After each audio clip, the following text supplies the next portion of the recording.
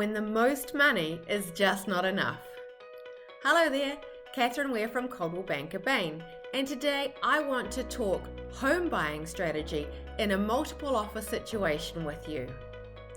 I am out here in this superheated market representing home buyers and sellers every day, and here is what I'm noticing. Sometimes offering the most money on a house is just not enough to secure the deal. Yes, that is correct. Sometimes the seller of a home wants more than money. What else does the seller want? If it's not the most money compared to any other offer, a car, your firstborn child? No, if only it was that simple. What sellers want are reassurances.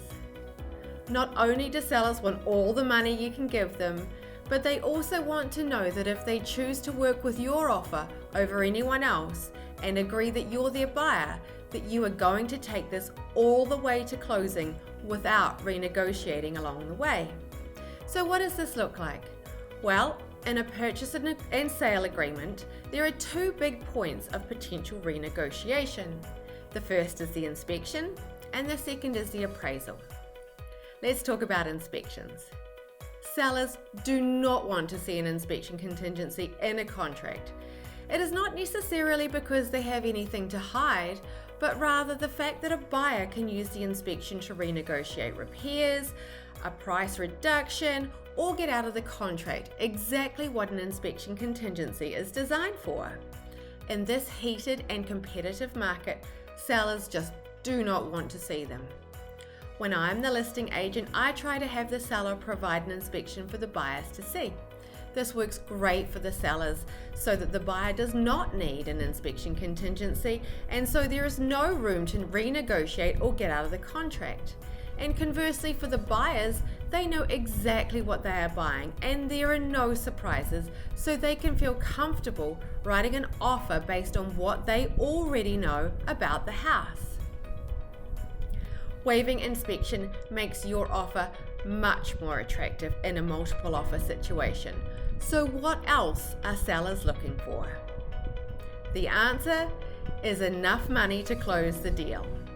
There is a second area in the contract that can be a point of renegotiation or termination by a buyer, and that is the appraisal.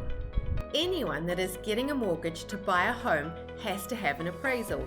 This is done by a third party the lender contracts to. The lender has to justify that the house is worth the amount of money they are lending on it. Otherwise, they simply will not lend that amount of money. Sometimes in a very hot market, such as the one we're in right now, appraisers do not always keep up with the increasing values, and appraisals can come in for less than the contract price. So what happens then? This is a point of renegotiation, and ultimately, if no agreement is met, then the buyer can elect to terminate and walk away. So, how do you get around this? Some buyers are not including financing contingencies, so that the appraisal is not even part of the contract. I personally like to add another addendum stating that in the case of a low appraisal, the buyer will bring X amount of dollars to the table to make up any difference there might be. This way, sellers know exactly where you stand with them and how much extra you will do to get the deal done.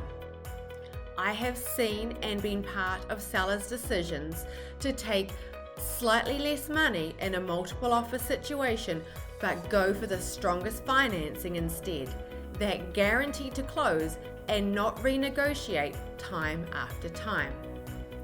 So if you want to put your best foot forward and get that house of your dreams, not only do you need to offer as much money as you can, but also you need to consider exactly what you are prepared to do to get the deal closed.